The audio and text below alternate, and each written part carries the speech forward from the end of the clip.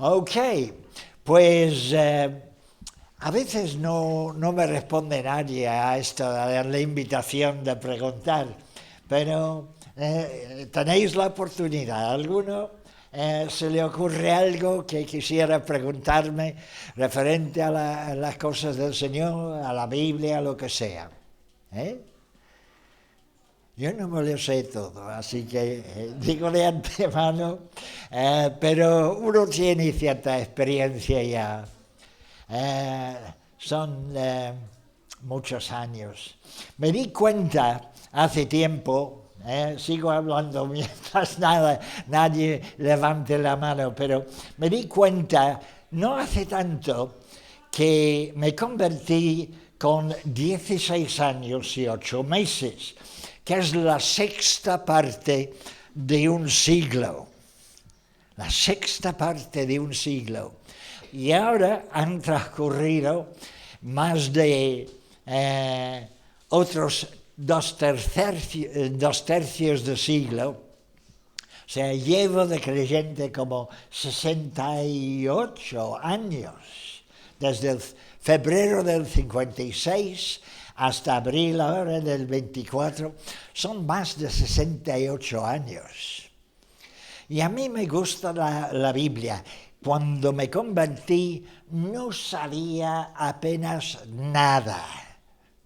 Nos regalaron, cuando tenía unos 11 o 12 años en el colegio, a todos los alumnos, nos regalaron un Nuevo Testamento.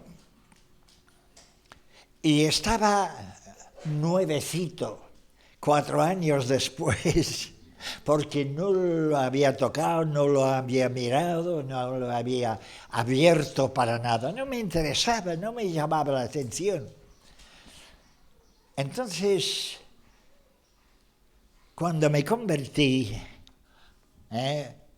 sabía que tenía una ignorancia inmensa y necesitaba documentarme rápido, no solamente para ideas, sino también porque la palabra de Dios es como alimento. Así lo dijo Jesús al diablo, ¿verdad?, en los días de tentación, al principio de su ministerio.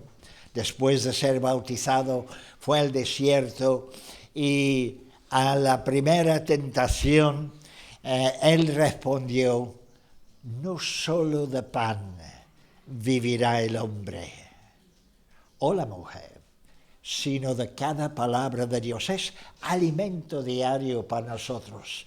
La Biblia no es para informar la inteligencia, lo hace, pero su primer propósito más importante es que te alimente el espíritu y que desarrolle en ti lo que para tantísimas personas es una parte abandonada, ignorada.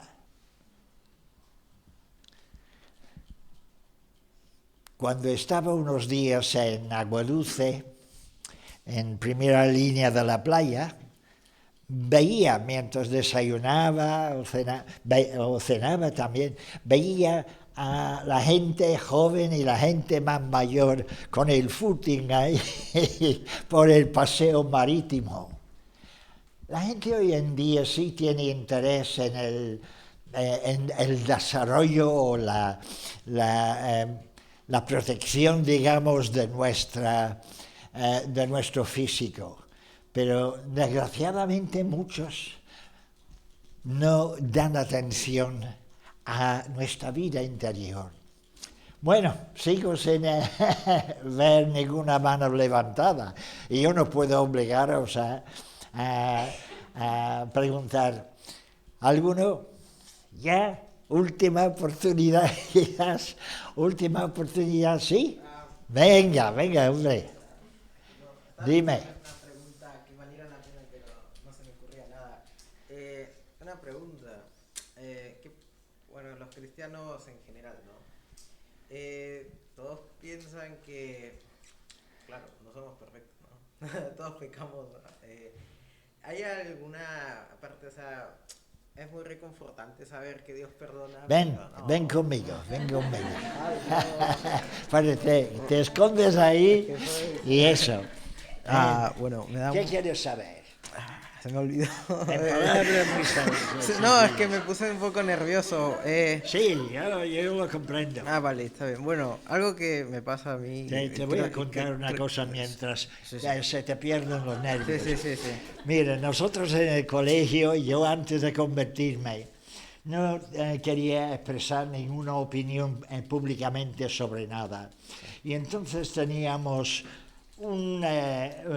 después de clase, un grupo que entonces intentaban debatir y eso. Claro. Y aquella tarde, entonces ponían de que se hablara un minuto sobre un tema que se les diera.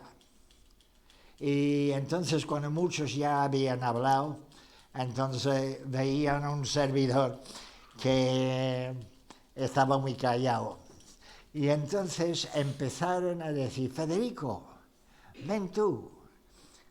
Y entonces yo empecé a desaparecer debajo de una mesa. No tenía ganas de nada, incluso cuando decían, bueno, elige el tema que quieras, los deportes, lo que sea, el fútbol, y tampoco. Entonces yo comprendo lo que son los nervios. Bueno. ¿Vale? Bueno, ¿Qué pregunta es? bueno, es una pregunta que tengo hace mucho tiempo que, bueno, creo que todos conocemos gente que es buena persona. Claro, todos somos malos generalmente porque estamos caídos, pero ahí fuera conocemos personas que son buena gente, ¿sabes? Gente agradable. Nice people. Pero ¿qué pasa? Que a veces sentimos un poco de lástima por ellos porque ellos no conocen la verdad y como los conocemos sabemos que tampoco la van a aceptar. Entonces, ¿qué podríamos hacer? Claro, no ser ejemplo, pero a veces pasa tiempo y a la gente no le interesa, ¿sabes? ¿Qué podríamos hacer, no? ¿Qué podríamos hacer para interesar quizás a algún conocido amigo? Sí. Ok, puedes sentarte. Te he hecho sufrir bastante. Muy bien, ¿qué podemos hacer? Pues mira, no puedes crear deseo en una persona que no lo tiene de una forma consciente, pero muchas veces lo que ocurre es cuando las personas que nos rodean, incluso mi familia, fui el primero en mi familia, no el último, pero fui el primero en mi familia. Mi padre era catedrático de matemáticas, un hombre súper inteligente, yo no. Pero en fin, él entonces se declaraba agnóstico, es decir, que no sabía. Me dijo que le parecía un ridículo declararse ateo, es decir, que uno no cree en Dios, porque es una manera de creer, es afirmar una cosa que no puede demostrar. ¿Vale? Entonces, por lo menos, desde luego, la inteligencia le sirvió para comprender eso. Después, no sé, él murió en el Canadá y no pude estar ni cerca, pero tuvo un entierro pentecostal, porque yo había predicado allí unos meses antes en una visita que hice. Y el pastor de la iglesia pentecostal más grande de Calgary, en Alberta, se encargó de los funerales. Y desde luego algo estaba cambiando, porque de verme como estaba antes de los 16 años, rebelde, violento, ladrón, vago, y ver lo que ocurrió de la noche a la mañana, cuando me convertí, ver la transformación en persona formal. Cualquiera que tiene ojos para ver y pensamiento para ser sincero, dice algo hay en esto. Y lo puedes explicar en plan psicológico y decir, pues La psicología cree en Dios, un Dios que le va a juzgar un día y el juicio final y después de la muerte y tal. Lo puede explicar, pero es una explicación, digamos, sacada de la nada. La realidad es que yo sé que sin esfuerzo alguno, sin estar consciente siquiera, hasta semanas después, dejé de robar, dejé de pelearme, empecé a estudiar en serio. O sea, no fue un esfuerzo consciente por mi parte. Y en 68 años he tenido suficiente rodaje para ver la mano de Dios en otras personas y en mí también, tan poderosa, tan real. Quizás por mi trasfondo de que ninguno de mi familia ni creía en Dios ni asistía nunca a ninguna iglesia, quizás por eso yo tomaba a Dios como una realidad. Invisible, pero una realidad. Y me trataba con él de una manera muy directa, no descarada, porque hay una diferencia entre el respeto y el estar consciente de que Dios dice que quiere ser amigo nuestro, que nos ama. Y lo que Él quiere es que le amemos a Él y a las demás personas. Y eso no es miedo, ay, que me va a partir un rayo si no soy buena persona o algo así. ¿Comprende? Hay una diferencia enorme entre lo que es la realidad y la caricatura que muchos tienen de lo que es el cristianismo, que es una caricatura, o sea, se parece, se nota algún parecido, pero hay una diferencia, es una exageración, es una distorsión, ¿no? Si uno tiene una nariz grande, por ejemplo, en el dibujo se hace más grande y así, ¿no? Es una exageración. Entonces, yo he vivido muchas experiencias y una de ellas era el ser llamado a España. Y entonces me estaba preparando unos 4 años, después de terminar los estudios universitarios, tener alguna experiencia liderando una iglesia pequeña. Entonces, yo sentía en el verano del 63, ahora es el momento, vete para España. Pero era muy difícil porque no sabía cómo iba a hacerse en la práctica. Es decir, dinero. ¿De qué iba a vivir? Total, que yo le pedí al Señor, Señor, estoy frustrado, siento que debo ir para España ahora, pero no estoy seguro. Quiero que me lo aclares. Y le pedí al Señor una moneda inglesa, una media corona. Esto es antiguo, esto no lo puede gastar en ninguna parte. Porque cambiaron el sistema decimal y estos son 2 chelines y 6 peniques en una sola moneda, la 8ª parte de una libra. En fin, era una moneda. Y yo le pedí, si tú quieres que vaya para España ahora, entonces necesito saberlo con seguridad. Dame media corona. Fue una ocurrencia mía. Yo a veces experimento como el Señor te deja caer lo que va a suceder, pero a veces también afecta a otras personas y les habla, y voy a contar exactamente lo que ocurrió. 15 días estaba orando todos los días, dame media corona. A los 12 días, mi madre se hospitalizó en mi ciudad natal, Leeds. Y yo estaba trabajando en Manchester, que está a 65 kilómetros. Terminé de trabajar y por la tarde cogí el autobús para ir a Leeds a ver a mi madre. Ya llevaba 3 días ayunando también, porque me habían ofrecido el martes de esa semana, me habían ofrecido un trabajo en Alemania con posibilidad, no seguridad, posibilidad de un traslado a España. Y eso me intrigó.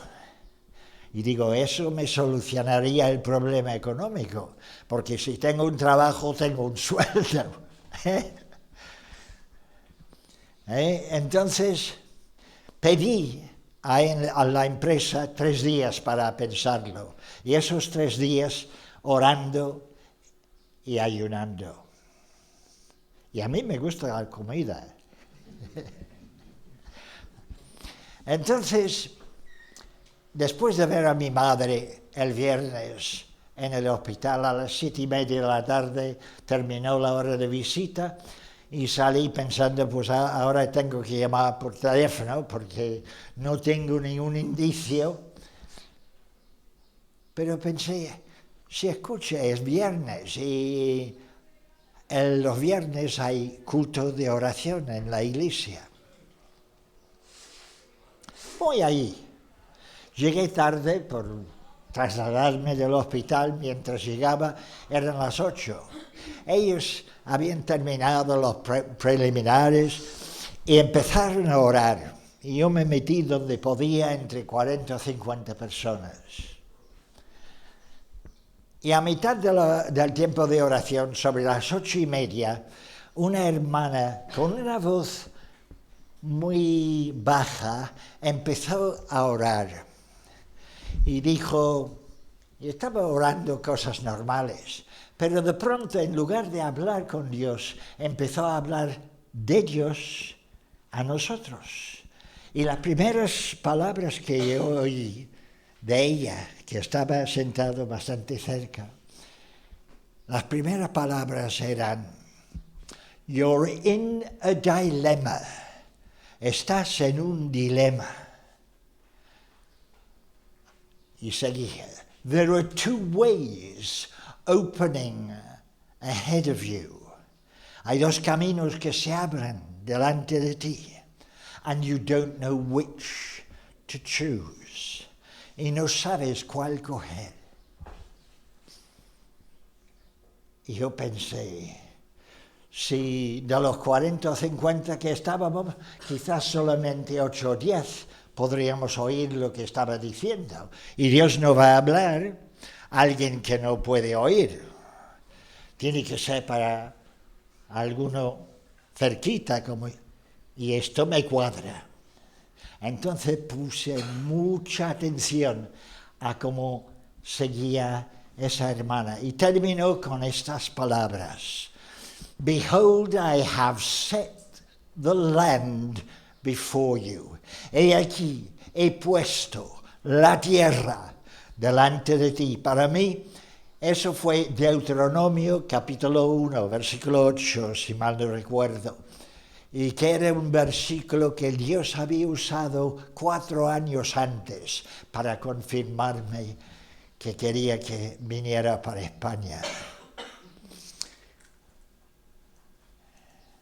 Entonces, para mí, la cosa era ya muy clara, que dejara de pensar en ese trabajo que se me había ofrecido y que me organizara para ir a España lo antes posible. Terminada la reunión, el pastor está para terminar y yo puse la mano tímidamente con mis 24 años. Levanté la mano y digo, podría dar una palabra de testimonio. Subí y en 2 o 3 frases les dije a la gente, pues mira, estaba a punto de aceptar un trabajo, pero el Señor me ha hablado y yo siento seguridad, confianza de que Él quiere que vaya a España lo antes posible, dentro de unas semanas. Se cerró la reunión.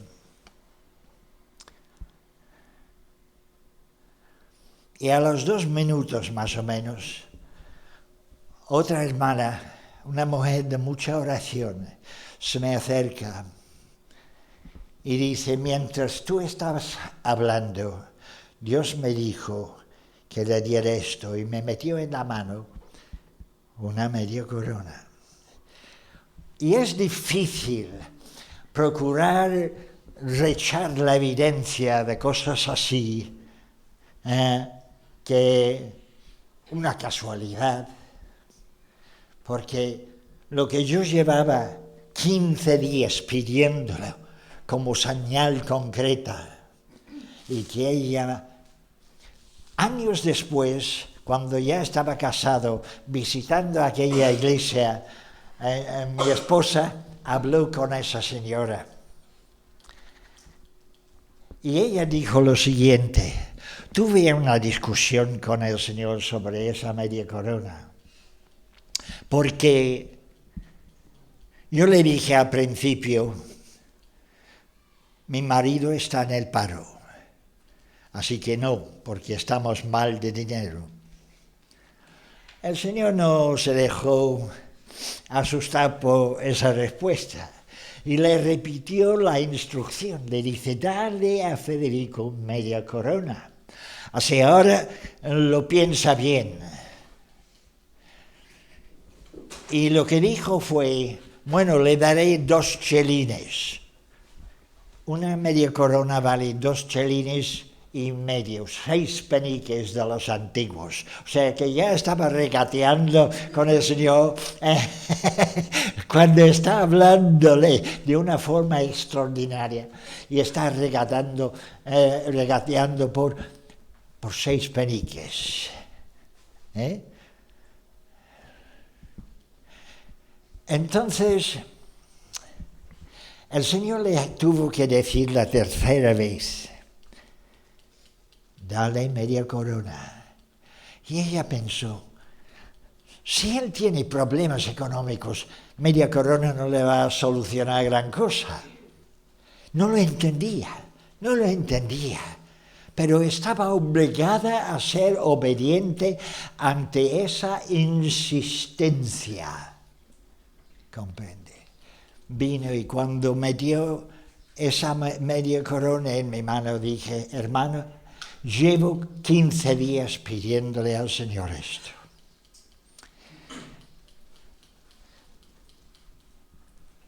Un par de años, 2 años y medio casi después,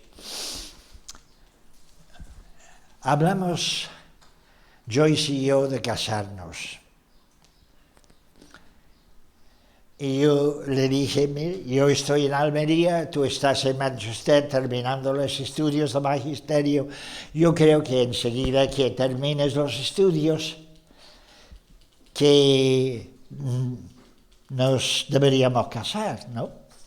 Y ella dijo, pues hay un problema, que prometí antes de empezar los estudios de magisterio, prometí a mis padres que tienen que aportar económicamente para hacer lo posible, les prometí que ejercería como maestro por lo menos 1 año. Así que no creo que me puedo ir así para España, casarme e irme para España. Sería romper con la promesa a mis padres. Y no nos poníamos de acuerdo, que no fue muy buen augurio, ¿verdad?, para estar casados, que antes incluso no nos poníamos de acuerdo. Bueno, el caso es que yo le dije, bueno, el Señor tiene una opinión, ¿no? Pues bueno, sí. Entonces vamos a pedirle a él que él nos aclare. Porque yo pienso de una manera y tú de otra, a ver si Dios tiene la voz cantante. Entonces, en ese momento se me ocurrió lo siguiente, y se lo dije. Yo estoy en Almería, no es una ciudad conocida, no es Madrid ni Barcelona y tal, no es una ciudad conocida. Excepto para nuestros amigos que saben que estoy aquí. Si eliminamos ninguna cosa que venga del grupo de amigos y saben de mí y de que estoy aquí, sería muy raro, ¿verdad?, que oyeras una referencia a Almería. Dice, pues sí. Y digo, ¿y si en 8 días recibieras 3 referencias a Almería? Aún más extraordinario, ¿no? Dice, pues sí. Digo, pues eso es, si esto se cumple, nos casamos este próximo verano del 66. Y si no, esperamos un año. Y ya pensó, eso no puede pasar. Imposible. Ella pensaba, pues, menos mal. No tendré complicaciones con... Pero mira, se va a Manchester, empieza el nuevo trimestre, primeros días de enero, y ella vivía con otras 3 chicas estudiantes en una casa de un matrimonio mayor. Baja para el desayuno y el ama de casa le muestra el periódico Nacional y en primera página, en la portada, Almería.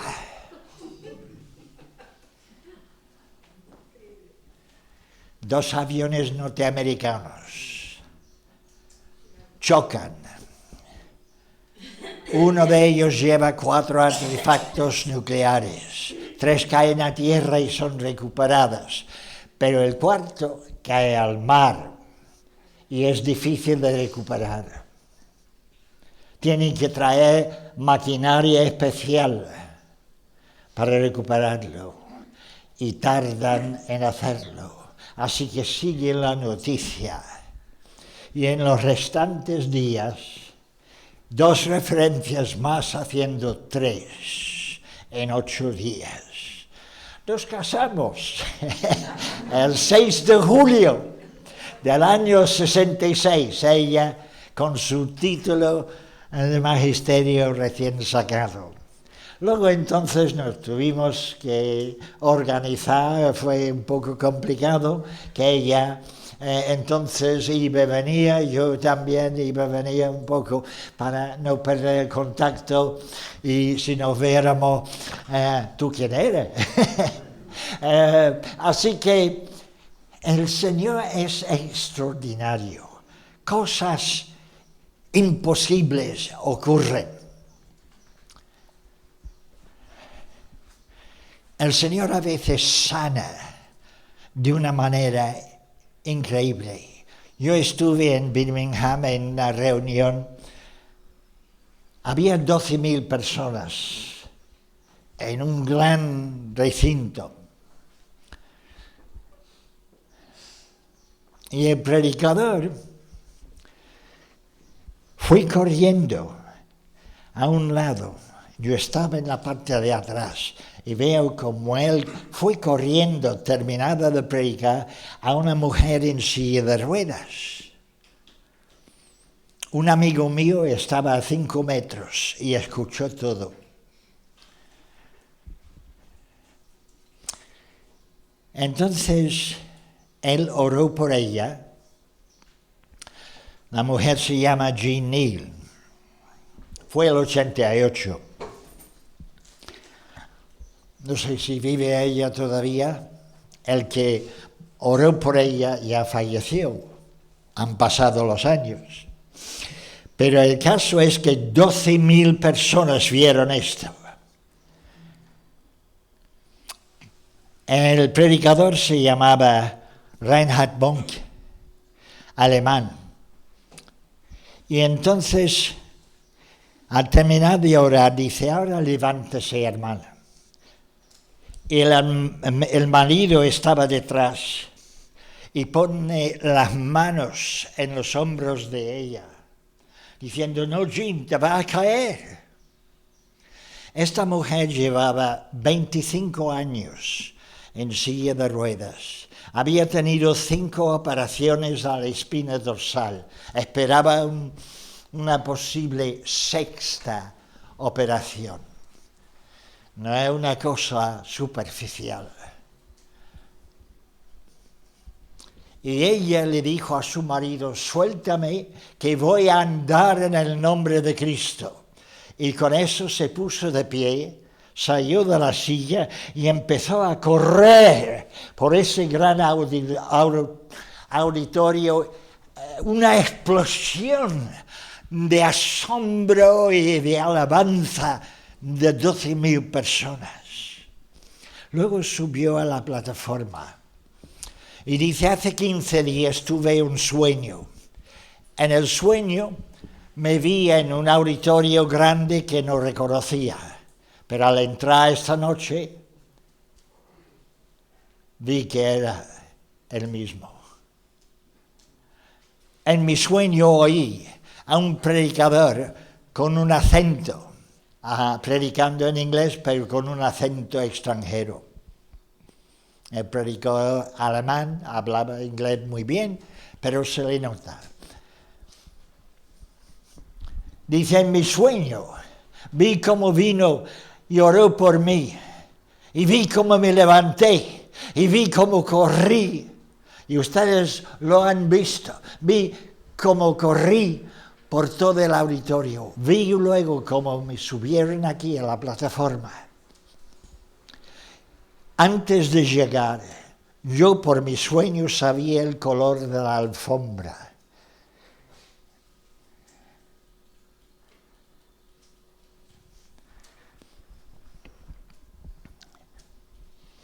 Podría añadir más, pero no. ¿Te he contestado bien? Sí, creo. Bueno. Mira, vamos a ver la hora que es. Bueno, todavía hay tiempo. Yo voy a comentar un poquito, porque la vida a veces es muy dura para todo el mundo. Y el primer libro que se escribió de toda la Biblia, aunque no te das cuenta porque está metido más o menos a mitad del Antiguo Testamento, es el libro de Job. Pero la Biblia, tanto Antiguo Testamento como Nuevo, se ha organizado como una biblioteca, es decir, por secciones. En una biblioteca normal tienes libros de ficción en un lado, un libro de biografía en otro lado, y así, ¿no? Secciones. El Antiguo Testamento tiene primero los libros históricos, se llaman de Génesis a Esther. Histórico, es contando lo que pasó. Luego, en medio del Antiguo Testamento vienen los libros que llaman poéticos, que mayormente es el libro de los Salmos, pero ahí está Job también, porque son más bien libros que revelan las experiencias a veces amargas de las personas. Y luego al final vienen los libros proféticos, empezando con los más largos, que dicen los profetas mayores, y luego los más cortitos, que son los profetas menores. Así es la biblioteca del Antiguo Testamento. El Nuevo es similar, libros de narración de historia, que son los 4 evangelios y los Hechos de los Apóstoles, 5 libros históricos al principio del Nuevo. Luego vienen los libros que llamamos de enseñanza, didácticas, que son las epístolas de Pablo primero y luego entonces de Santiago y de Pedro y de Juan y de Judas. Y al final un libro que se dice profético, que es el libro de Apocalipsis al final.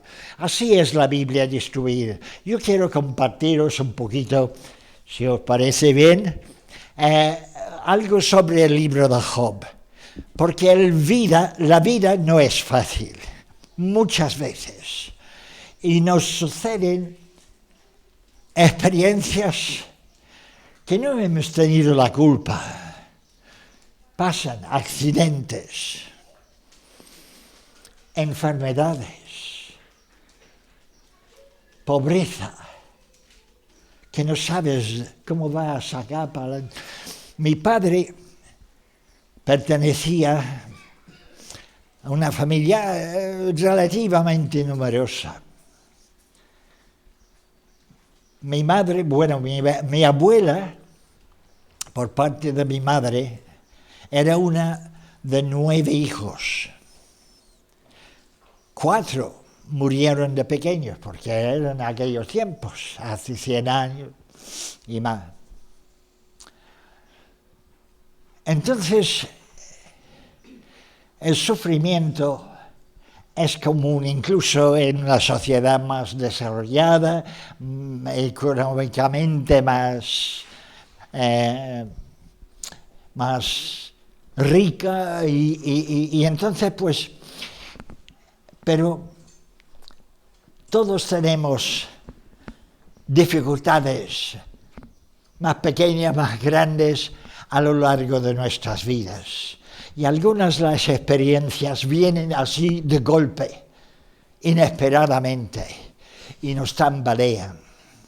Yo recuerdo que finales de julio del 59, tenía 21 años, no, 20 años recién cumplido. Me vinieron 3 golpes en un mismo día. Y joven todavía y creyente bastante nuevo, me costó trabajo superarlo. Vamos a leer un poquito de lo que ocurrió con Job, o lo que él escribió. Está en el capítulo 23 de Job, que viene antes de los Salmos, para aquellos que quieren buscar en la Biblia. Hay tantos hoy en día que tienen la Biblia en el teléfono, en el móvil también, ¿no? Esto es una Biblia completa. Y entonces, Job 23, y voy a leer solamente una frase. El versículo 3 recuerda que Job estaba bien, y luego le vinieron porrazos uno tras otro, que le dejaron groggy.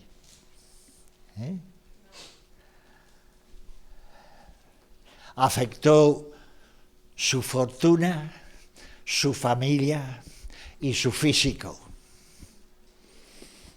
Quedó él enfermo, y su propia esposa, según el relato, le dijo: maldice a Dios y muérete. Y luego unos 3 amigos, con sus ideas religiosas, vinieron en primer lugar con idea de consolarle. Pero la gente religiosa a veces tiene sus teorías ya fijas y expresan dogmáticamente algo que, en lugar de ayudar, destroza a la persona ya destrozada, le destroza más. no quieren, piensan que están haciendo un bien. Y ese es el problema, ¿no? De que somos tan imperfectos que incluso cuando nos volvemos creyentes, entonces no hacemos siempre las cosas como debíamos. Lo primero, si miramos, por ejemplo, la historia famosa de Lázaro y sus dos hermanas, Lázaro murió y estaba enterrado, 4 días muerto. Llega Jesús y Jesús se cuenta, es el versículo más corto del Nuevo Testamento, llama la atención, 2 palabras. Jesús lloró. Y algunos por lo menos ahí viéndolo decían, mire, cuánta amistad, cuánto amaba a este hombre muerto. Entonces Job, sus 3 amigos, no saben discernir.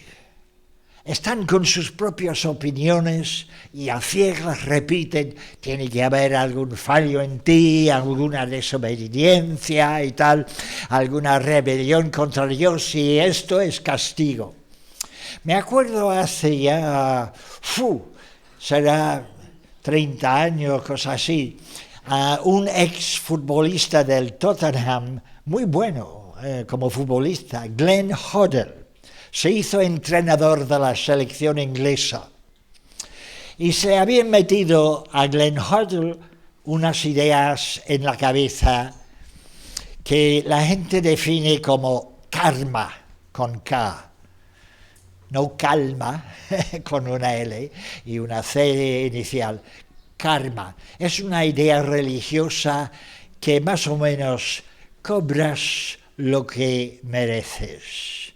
Es decir, si algo malo te pasa, te lo has merecido. Es un absurdo. Es una mentira. Pero es el tipo de pensamiento que tenían estos 3 amigos de Job. Voy a leer del versículo 3 lo que él dice, porque esto es una conversación entre él y los 3 amigos. Luego aparece otro cuarto que también por el estilo. Entonces, el planteamiento, el libro es largo realmente, son 42 capítulos. El primer libro, se escribió esto unos 1400 y algo de años antes de Cristo, es decir, hace 3500 años aproximadamente. Es así tan vieja la postura equivocada de mucha gente, incluso en el caso de Lázaro, los mismos discípulos de Jesús le decían. Y en otro caso igual, creo que era de un ciego, y los discípulos dicen, ¿quién pecó? ¿Este o sus padres, que ha nacido ciego? Y Jesús dice, ninguna de las 2 cosas. Quítate de la cabeza la idea que la mala suerte en realidad es una venganza divina, celestial, todos tenemos fallos, pero Dios ama al peor ser humano en todo este mundo, en toda la historia. Le duele cuando somos tontos, torpes, estúpidos, rebeldes, pecadores. Le duele. No quiere castigar a nadie, quiere salvar y cambiar y transformar y levantar. Bueno, iba a leer esto. Y dice esto, en el capítulo 23, versículo 3. Dice, ¿quién me diera, esto es Job, quién me diera el saber dónde hallar a Dios? Si alguna persona siente esto, Me acuerdo de haber oído en el año 55 una grabación de una predicación del famoso evangelista Billy Graham. Eloy, Dios te bendiga. Billy Graham, predicando, dijo: Dios dice que me encontraré contigo en la cruz. No me encontraré contigo en ningún otro sitio, pero me encontraré contigo en la cruz. ¿Por qué? Porque nosotros somos malos, Él es bueno y necesitamos el perdón. Y el perdón fluye de un solo sitio, fluye del Calvario, fluye de las llagas, las heridas de Cristo. El apóstol San Juan en su primera epístola, primer capítulo, dijo, muy sencillo, porque él usó un lenguaje, digamos, de primera enseñanza. Usa palabras llanas y sencillas, pero profundas. Y él dice, la sangre de Cristo nos limpia de todo pecado. Eso es. ¿Dónde podemos hallar a Dios? En un solo sitio, junto a la cruz. Un gran escritor de una obra maestra de la literatura inglesa es El progreso del peregrino de John Bunyan. John Bunyan fue encarcelado por su fe en el siglo XVII, me parece que era, en la ciudad de Bedford, en Inglaterra. Y John Bunyan escribió un libro, digamos, de fantasía casi, donde el héroe llamado cristiano primero encuentra al Señor y luego entonces sus peripecias en su vida cristiana, sus luchas, su experiencia hasta llegar a la ciudad celestial. Pero él al principio va con una carga en los hombros que no puede soltar. Y es la carga del pecado, eso es lo que representa, la culpabilidad. Y entonces dice que llega al final de varias experiencias, llega a una colina y va subiendo la colina y ve la cruz. Y dice, al ponerse delante de la cruz, esa carga se le suelta sola de su hombro y va rodando por la cuesta hasta desaparecer y no ser visto nunca jamás después. La experiencia de una persona que llega a la conversión se describe así, de manera figurada, ¿no?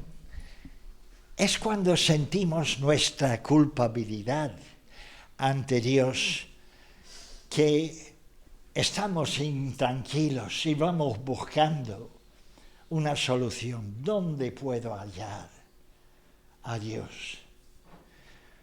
Pues es en el Calvario. Y eso puede ser el punto de partida para una vida totalmente nueva. ¿Hasta qué grado cambias? Depende de ti. Porque Dios no te quita tu propia voluntad y tú puedes seguirle de lejos o de cerca.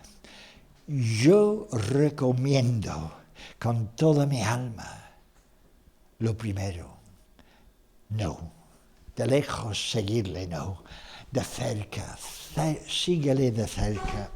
Y esto es lo que hay aquí en esta frase. el anhelo de las personas, sobre todo aquellos que han experimentado sufrimientos tremendos, incluso en algunos casos a consecuencia de su propia torpeza. Dice, ¿quién me diera el saber dónde hallar a Dios? Dice, yo iría hasta su silla. Yo incluso veo que él se imagina, porque estas son palabras que describen una forma de pensar. Para muchas personas Dios está en su trono, bastante lejos y ajeno a lo que pasa aquí.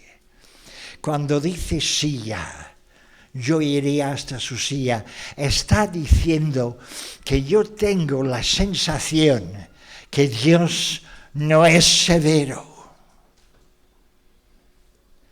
ni está subido en su autoridad de una manera inalcanzable. Una silla. Pues mira, un par de frases más. Dice en el versículo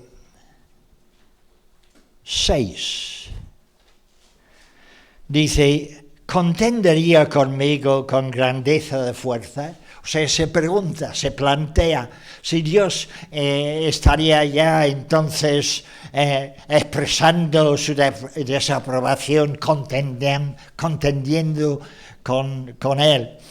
Y su respuesta es no. Antes él me atendería. Job era un hombre piadoso. Todo lo que le pasó no era un merecido, un karma, su castigo, no. Eran unas pruebas tremendas y terribles. Y era lección, lo que le pasó era en la mente de Dios una lección para todas las generaciones de miles de años que seguirían. Y hasta el día de hoy, porque el libro de Job está ahí en el Antiguo Testamento como parte de la palabra de Dios, planteando unas cuestiones que son muy comunes, muy corrientes. Cuando a la gente se le pasa mal las cosas, entonces empiezan a preguntar quizás mucho más de cuando todo iba bien, cuando todo se pone patas arriba. Entonces dice, no entiendo y quiero entender. Quiero creer que hay un sentido en la vida y hay un sentido en mi vida. ¿Qué me pasa y por qué? Eso es lo que ocurre en el corazón del ser humano. Voy a terminar ahora rápido con el versículo 10. Dice de Dios, mas Él conoce mi camino. Y luego añade, me probará y saldré como oro. Dios está pendiente de lo que nos pasa a cada uno. A veces es increíble incluso en una revelación sobrenatural que entonces habla una persona a través de otra que no sabía nada. En el año 65, casi finales de diciembre, después de Navidad, estuve en el pueblo de Gavà, cerca del aeropuerto de Barcelona. Y no había estado ahí en muchos meses. Entré al empezar la reunión, entonces no saludé a nadie. Empezaron a orar. Entonces escuché a una mujer orando en inglés. Abrí los ojos, me fijé quién era y terminado el culto, me acerco y le digo, "Good evening, sister, God bless you." Y me mira como que con cara de incomprensión. Entonces cambié al español, digo, ¿usted no entiende inglés ni habla inglés? No. Digo, ¿usted estaba hablando en lenguas al principio de la reunión? Y dice, sí. Digo, pues te aseguro que estabas hablando un inglés perfecto. Y yo como profesor de inglés, especialidad en idiomas, yo te digo que no había rastro de deje extranjero. Para mí eras una inglesa. Una pronunciación perfecta, 100%. Y ella sonrió y dijo, ¿qué estaba diciendo? Yo. Entonces dije, pues hermana, estabas orando y confesándote al Señor, diciendo que no habías orado tanto como debías, etcétera, etcétera, que no habías testificado como debías, etcétera, etcétera. Como era una cosa personal y yo no me daba cuenta de que usted no sabía inglés, entonces dejé de prestar atención, pero te puedo asegurar que estabas hablando en inglés perfecto durante un buen rato.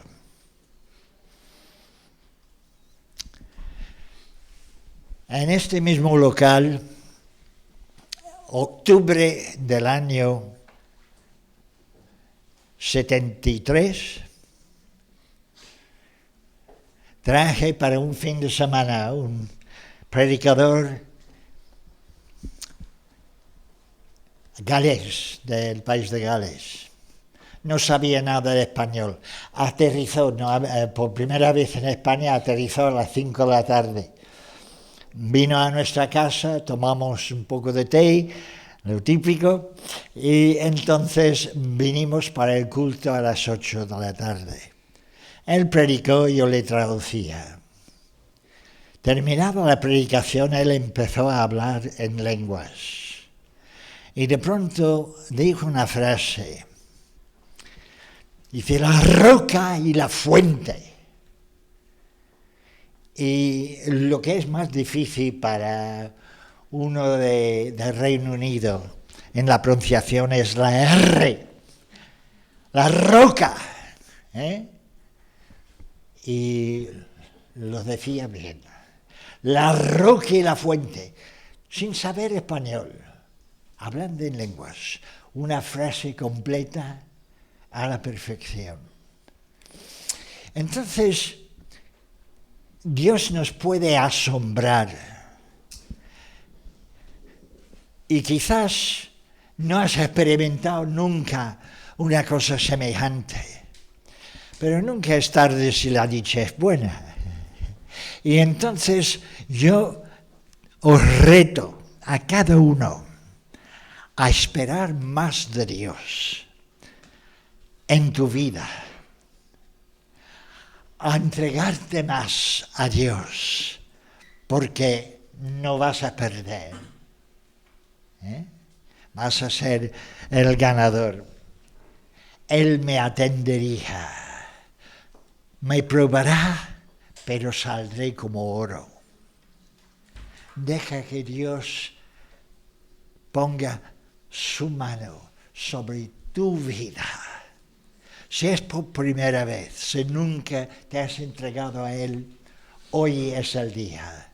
El 28 de abril del 24 lo recordarás para el resto de tus días, aunque vivieras 100 años.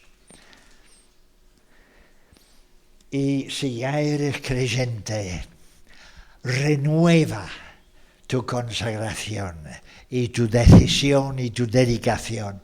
Y Señor, heme aquí, úsame, lléname, bendíceme para que sea bendición.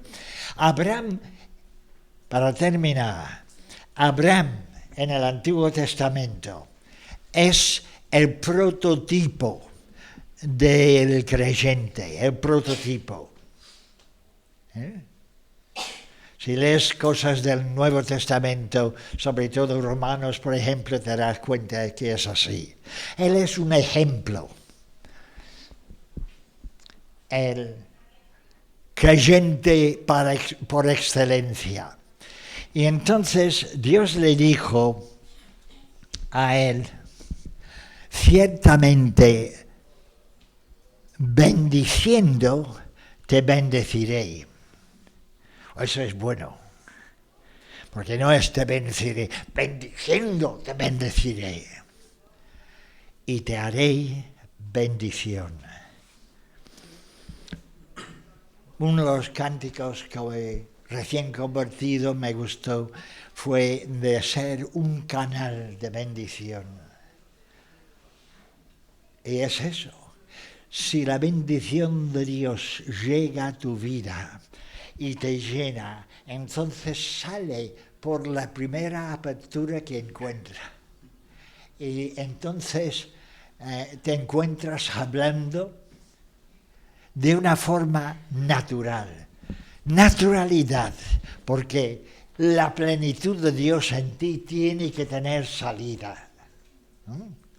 Así que voy a cortar, y sé que ha sido largo, pero ha sido un poquito así variado, ¿verdad? Entre las preguntas y respuestas y lo que es un comentario, predicación. Entonces espero que ninguno se haya dormido. Amén. Dios te bendiga.